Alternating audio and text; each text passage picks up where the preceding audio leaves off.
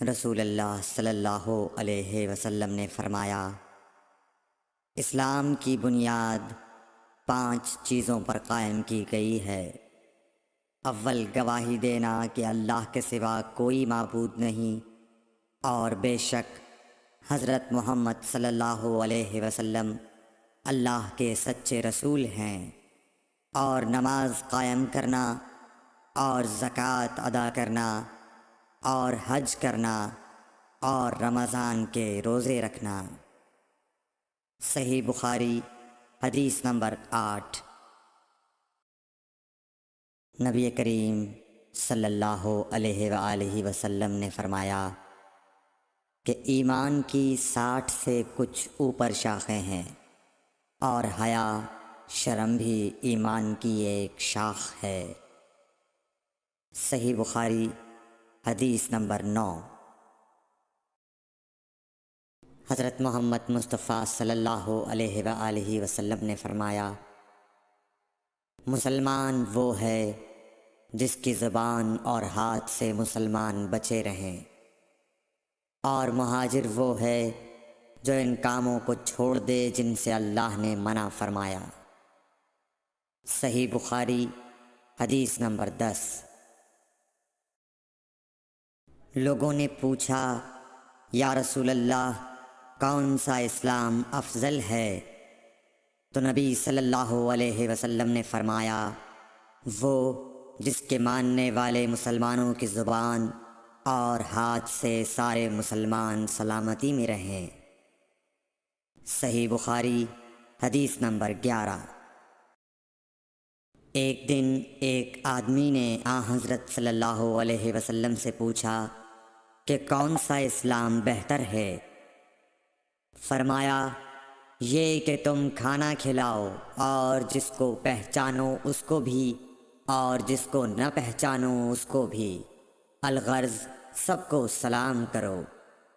صحیح بخاری حدیث نمبر 12۔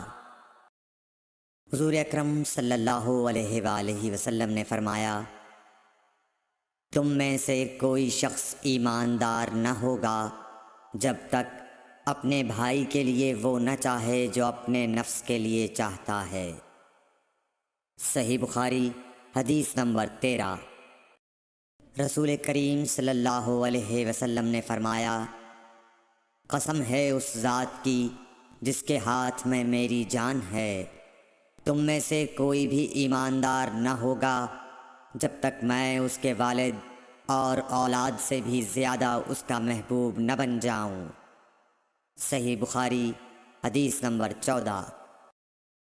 حضرت صلی اللہ علیہ وسلم نے فرمایا، تم میں سے کوئی شخص ایماندار نہ ہوگا جب تک اس کے والد اور اس کی اولاد اور تمام لوگوں سے زیادہ اس کے دل میں میری محبت نہ ہو جائے۔ صحیح بخاری حدیث نمبر 15۔ نبی کریم صلی اللہ علیہ وآلہ وسلم نے فرمایا، 3 خصلتیں ایسی ہیں کہ جس میں یہ پیدا ہو جائیں اس نے ایمان کی مٹھاس کو پا لیا۔ اول یہ کہ اللہ اور اس کا رسول اس کے نزدیک سب سے زیادہ محبوب بن جائیں۔ دوسرے یہ کہ وہ کسی انسان سے محض اللہ کی رضا کے لیے محبت رکھے۔ تیسرے یہ کہ وہ کفر میں واپس لوٹنے کو ایسا برا جانے جیسا کہ آگ میں ڈالے جانے کو برا جانتا ہے۔ صحیح بخاری حدیث نمبر 16۔ حضور اکرم صلی اللہ علیہ وآلہ وسلم نے فرمایا، انصار سے محبت رکھنا ایمان کی نشانی ہے، اور انصار سے کینہ رکھنا نفاق کی نشانی ہے۔ صحیح بخاری حدیث نمبر 17۔ رسول اللہ صلی اللہ علیہ وسلم نے اس وقت جب آپ کے گرد صحابہ کی ایک جماعت بیٹھی ہوئی تھی فرمایا کہ مجھ سے بیعت کرو اس بات پر کہ اللہ کے ساتھ کسی کو شریک نہ کرو گے، چوری نہ کرو گے، زنا نہ کرو گے، اپنی اولاد کو قتل نہ کرو گے، اور نہ آمدن کسی پر کوئی ناحق بہتان باندھو گے، اور کسی بھی اچھی بات میں اللہ کی نافرمانی نہ کرو گے۔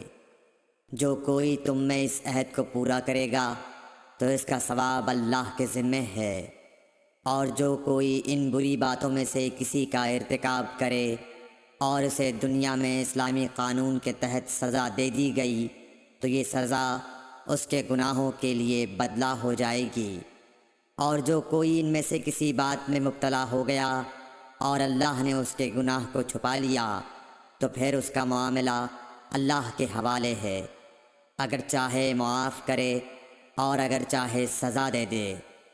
عبادہ کہتے ہیں کہ پھر ہم سب نے ان سب باتوں پر آپ صلی اللہ علیہ وسلم سے بیعت کر لی۔ صحیح بخاری حدیث نمبر 18۔